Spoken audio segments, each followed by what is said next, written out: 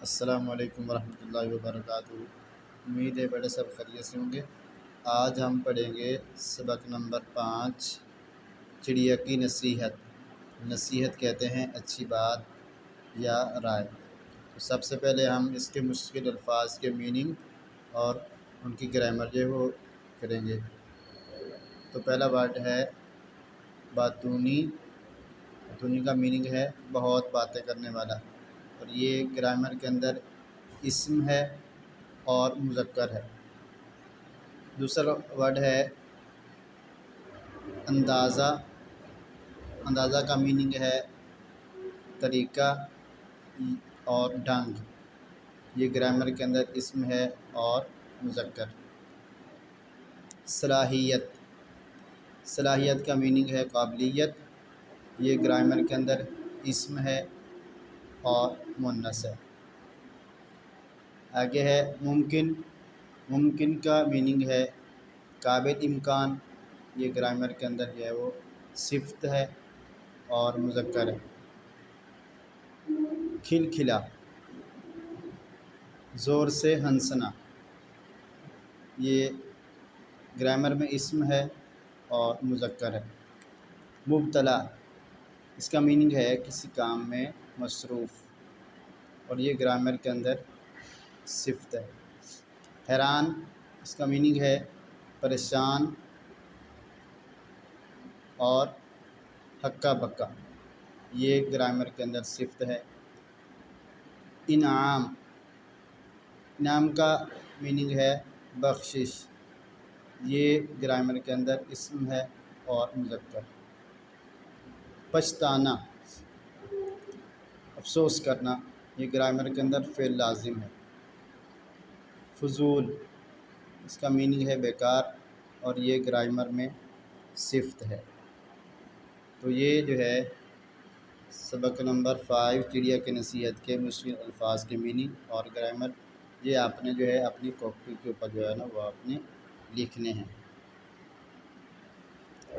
اور ساتھ آپ نے اس کی جو ہے وہ ریڈنگ بھی جو ہے وہ کمپلیٹ کرنی ہے، اور مشکل الفاظ کے جو میننگ ہے وہ بھی آپ نے ساتھ جو ہے وہ لکھ لینے ہیں لغت کی مدد سے۔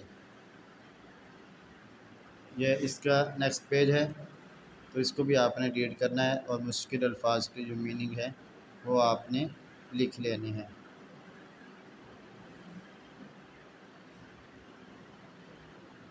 اس کے بعد ہم نے سیکھا لالچ بری بلا ہے، ہمیں ہر کام میں سوچ سمجھ کر اور نیک ارادے سے کرنا چاہیے۔ ہمیں ہر کام جو ہے وہ سوچ سمجھ کر اور نیک ارادے سے کرنا چاہیے، پھر بھی اس کام کا جو فائدہ ہے وہ انسان کو ہوتا ہے۔ اس کے بعد آگے اس کے مشقی سوالات۔ تو مشقی سوالات میں یہ تفصیلی سوالات نمبر 2، سبق چڑیا کی نصیحت کا خلاصہ تحریر کریں جو اس سبق کے 1 تہائی سے زائد نہ ہو۔ یہ ہم نے پہلے جو یہ کر لیا ہے۔ کویسچن نمبر 3 ہے اس سبق کے ذریعے سے ہمیں کیا پیغام دیا گیا ہے، چند سطور میں بیان کریں۔ کہہ رہا کہ اس سبق کے اندر جو ہمیں پیغام دیا گیا ہے اس کو چند لائنوں کے اندر، چند سطروں کے اندر جو وہ آپ نے بیان کرنا ہے۔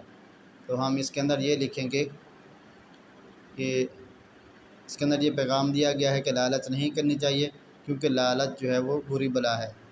جو کھویا جائے اس کا غم نہیں کرنا چاہیے، جس چیز کا ملنا ممکن نہ ہو اس کی خواہش نہیں کرنی چاہیے، اور ہر کام سوچ سمجھ کر اور نیک ارادے سے کرنا چاہیے۔ کویسچن نمبر 4 ہے درج ذیل الفاظ کو اپنے جملوں میں استعمال کریں۔ تو پہلا لفظ ہے لالچ۔ لالچی، لالچی کہتے ہیں لالچ کرنے والا، تو لالچی آدمی سے دور رہنا چاہیے۔ خیالی پلاؤ پکانا، جھوٹی امید باندھنا۔ خیالی پلاؤ پکانے سے بہتر ہے عملی طور پر کچھ کیا جائے۔ سر پیٹ لینا، ضرب لگانا، افسوس کرنا۔ چڑیا کے منہ سے قیمتی موتی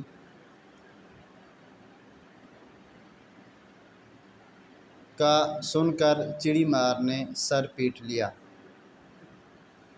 پریشانی، دکھ، مصیبت۔ چڑی مار کافی دیر پریشانی کے عالم میں بیٹھا رہا۔ نصیحت، اچھی بات یا رائے، بزرگوں کی نصیحت پر عمل کرنا چاہیے۔ کویسچن نمبر 5 ہے، متن کو مد نظر رکھتے ہوئے مناسب الفاظ کی مدد سے خالی جگہ پر کریں۔ چڑی مار ڈیش میں رہتا تھا، بصرہ۔ صرف ایک ڈیش ہی اس کے ہاتھ آ سکی، چڑیا۔ چڑی مار کی 3 باتیں سن کر چڑیا ڈیش ہو گئی، اداس۔ اپنے ڈیش کا ذکر سن کر چڑی مار چونکا۔ فائدے: پہلی نصیحت، میں تمہارے ڈیش پر بیٹھ کر کروں گی، ہاتھ۔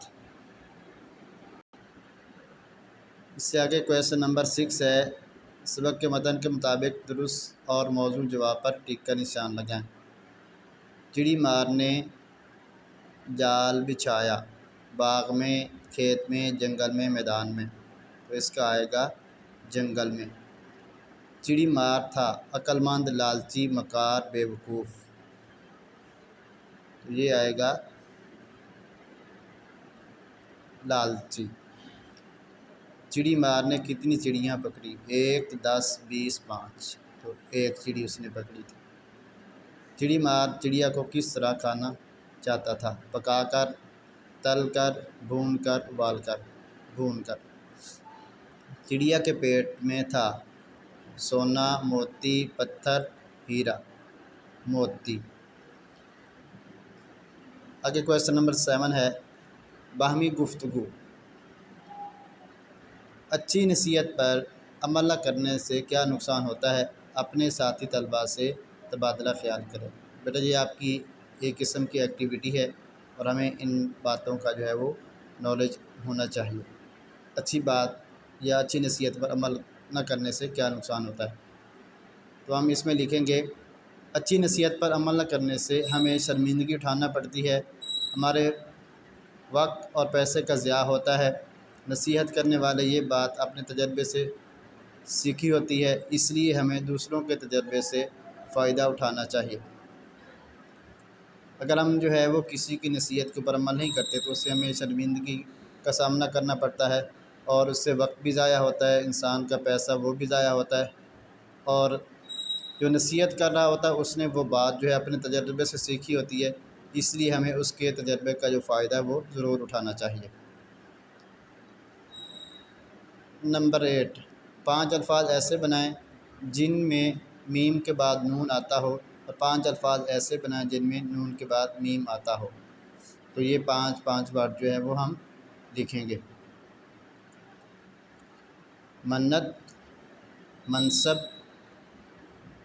منطق، منظور، منجانب۔ تو آپ نے دیکھا کہ میم کے بعد جو ہے وہ نون آیا ہے۔ دوسروں سے نے کہا تھا کہ نون کے بعد میم آئے۔